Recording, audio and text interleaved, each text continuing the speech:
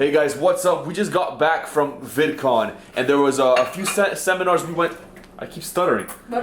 We came back from a few seminars, and some of the panels were really cool. Our two favorites were Boogie and Casey Neistat. So the Casey one I'm gonna post today because I had actually a few of his speeches or whatever.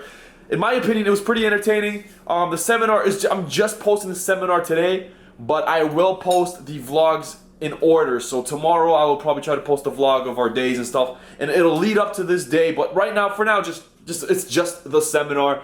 Casey Neistat is he's a cool ass dude. His entrance was awesome, and he's just really straightforward. Like, he will tell you to your face exactly how it is, and I can respect that, man. And he's very inspirational too. Like he was just awesome.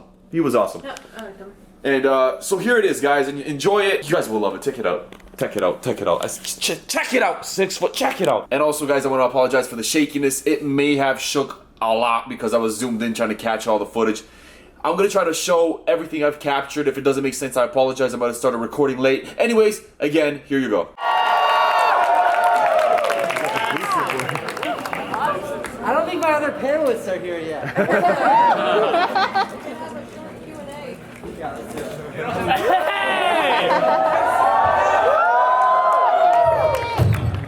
We love Casey. Let's discuss the Brexit. Why?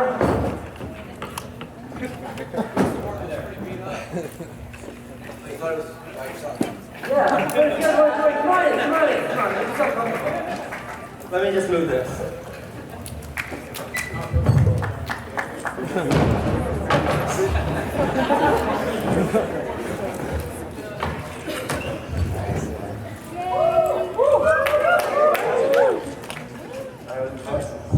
Hello. Oh, it's working. What's up, guys? Shooting a scene from my 360 video right now. This is what it's like to be at a panel at VidCon. I make daily videos, mostly just daily vlogs, and then sometimes daily other videos and stuff. But I think in a venue like YouTube, you can't sort of hypothesize. There's no theory behind the content. No matter how good your idea is, it doesn't really matter if it doesn't work. And you know if it works or doesn't work immediately. So, I've been making movies for 15 years. I've run every sort of course. I've done everything in media. And when I started daily a year and a half ago, I had no idea what I was doing. And it was only by doing that I found my thing. When I looked at my early videos and early vlogs, and I'm like, God, this is stuff. But that process is how you find your voice in a venue as open as YouTube. So I think that the most important thing when it comes to consistency on YouTube is to constantly maintain a dialogue with your audience. The best way to do that is by posting content frequently at a rate that people expect. But I've actually found that if you're really consistent from a creative perspective, it can be detrimental. It gets boring if it's the same thing day in and day out. So I push back against the notion of consistency when it comes to the creative aspect. But I do think that as a viewer, there's a lot of channels that I love and subscribe to. When I go and nothing new is there, and there's nothing new in my sub box, and something shows up maybe a month later, I've sort of forgotten what it is that I love about that channel, and my interest has waned. And I think that is where the opportunity for consistency and benefit of consistency comes in. It's just keeping that dialogue open always. MKBHD. This is one of my favorite channels on YouTube, but part of the reason why I love Marquez's channel so much, beyond the phenomenal content, is if you go back and you watch his first video, he's a little kid shot on really low-res camera, reviewing his mom's HP laptop. And this is a guy who really is one of the most powerful technology reviewers on planet Earth. He courts more influence in the world of technology than the New York Times does. And he starts out, he's like, this is my mom's HP laptop. Here's what I like about it. And I think exactly what you're speaking to, there is something inspiring about knowing that we all started at zero. That is the beauty of YouTube, is it is truly an egalitarian platform. No amount of nepotism or help can shoot you out of a rocket. What matters is, does your content speak to people or does it not? Nepotism doesn't take you very far on YouTube when you have a view counter right there. And knowing that we all have to face that uphill battle is something that I know that I draw a lot of motivation from. You're following, or how do you utilize your social media? Again, I think it depends wildly on your content. The majority of content on YouTube is personality or character driven. And if it is personality or character driven, if you want success, it would be to your detriment to not leverage every platform you have where there's an audience. And so I think it's a very basic equation. People want to hear more from you. There's more than one platform to do that. But certainly how I look at it is like, YouTube is the holy grail of social media. There's nothing that has the kind of engagement, not Snapchat, not Twitter, not Instagram, of YouTube. But if YouTube is sort of the beating heart or the nucleus, you have these other opportunities to sort of have conversations, different versions of conversations, lighter weight conversations, ones that are just photos, ones that are just 140 characters, that can promote what is that beating heart at the center of all of it.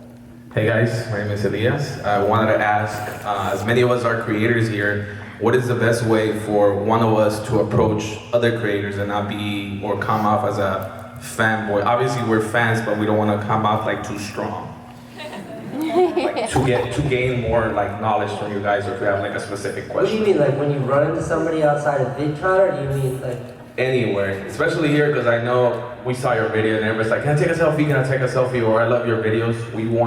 Many of us wanna ask like a specific question, like, what can you recommend for me or for my next video or something like that, you know? Yeah, I like a slightly more jaded, cynical response, but it's the truth, which is just like, I probably get 500 or 600 emails a day, and handfuls of people personally asking me a day. And when you have that level of cadence, like you start to recognize patterns. And I'm not being, it's not hyperbole when I say like literally every question has been asked. Somebody has asked me every single question, and I think that it gets frustrating for me, and the reason why it gets frustrating is because like there is no golden answer. Like there's nothing I'm gonna tell you where you're like, oh shit, I didn't realize that they have 1 million views tomorrow. That does not exist.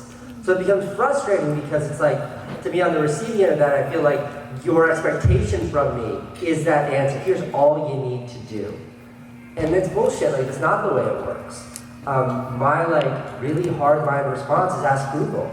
When I was trying to figure things out, I was trying to figure things out, going from like uploading once a month, uploading daily.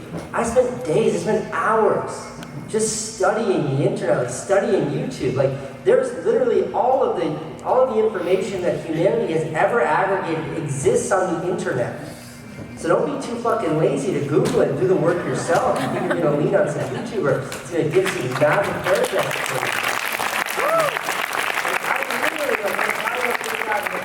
I'm trying to figure out what thumbnails work. Today, I'm going through like a list of YouTubers that I think do better thumbnails than me, and I'm like, why? Like contrast and colors are so important. How does he do it every single time? Why are her titles so much better than mine?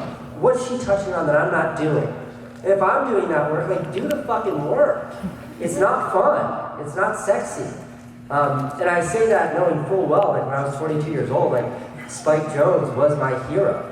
And I literally harassed that poor man for 7 straight months until he finally called me. And like what he said to me is not so far off where he's like, hey, your videos are pretty good, just make more and work harder. And I was like, thanks Mike. Has anything shifted in importance either from like a technical or a content perspective, like something that what's important at each stage as you've grown? Whether it's 10 people or 10 million people, you have an inherent responsibility. And to be blind to that or be numb to that, or to try to show that onto the audience saying, well, I say what I think and they can do what they want, which is a very, very Trumpian thing to say, is not right. It's not right at all. No. If people are listening to you, you have a responsibility to consider what you're saying before you say it. And I would say like I was pretty naive to that for a good part of my career. Next question. Hi, I have a quick question for Casey. So in a video you did a while back, you did one with Reddit and r/entrepreneur and I think Google Cloud Platform. And one of the quotes that you said was that one of the most pivotal moments that you made was to like leave Connecticut and leave a place of like struggling and like misery and moving on to somewhere else that's, you know, unknown and terrifying was like the best decision you ever made. Can you like elaborate a little bit on more? Because I think like a lot of people can kind of empathize with. Well, just like if you want a beautiful platitude, it's that one that I always say that's like the most dangerous thing you can do in life is play it safe. And I think that really encapsulates that idea, or that notion, which is like, if you're a dreamer, and there's nothing wrong with not being a dreamer. My best friend in the entire world works in a restaurant, and he's the happiest guy I know, and he has 3 beautiful kids and a lovely house, and he drives a really sweet Honda. He has a great life.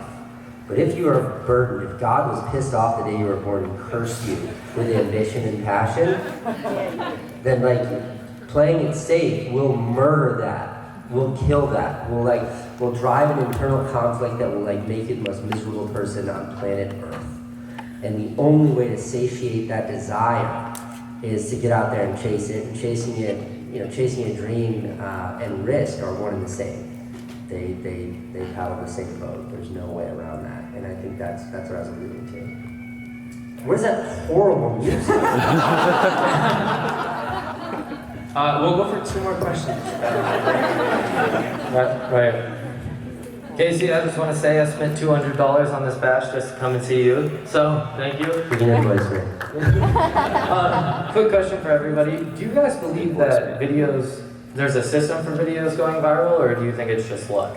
If you can figure out that formula, I will like pay you twice what you paid for that. Just tell it to me, don't share it with anybody else. It's not about doing nothing but make viral videos. Get those AdSense dollars. We're not trying to manufacture viral films, which I've done both successfully and unsuccessfully. You know, like when I painted an Apple Watch gold, like I knew the day the Apple Watch came out, people were gonna be like, give me something to talk about the Apple Watch. I was like, okay, what's a fun thing we can do that is innocuous and like isn't scary and is fun and is funny and might inspire people to share. And for every time I've done that I've succeeded, there's 100 that I've tried that have failed. The snowboarding thing, like we thought it might be a viral video, and then we shot it and we're like, this is probably a viral video, and then we stayed up till 4:30 in the morning so we would know that the press cycle, when they woke up at 5 in the morning, the last snowflake had not fallen yet. They're like, give us something to talk about this stupid snowstorm. We were like, here you go on a silver platter. Now, like when the moon's aligned with Pluto, and like all of those things add up, there's a great opportunity to seize on that virality. But those are few and far between. Even when you do fire on all cylinders, you nail all of those. Like sometimes it works and sometimes it doesn't. I mean, you can look at, I've put out 600 movies and I have 5 that I would say have gone viral.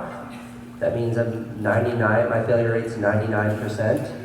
Because I try every single day. So no, I have no idea. All right, we'll go for one more question. Over there.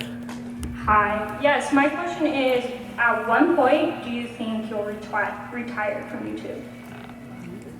Like whether it being you're happy or an age or whatever reason that is. It stops being fun. Yeah. If you're on YouTube and you're doing it for reasons other than you enjoy it, you're really doing something wrong. Because there's a lot better higher paying jobs that you can do that you won't enjoy.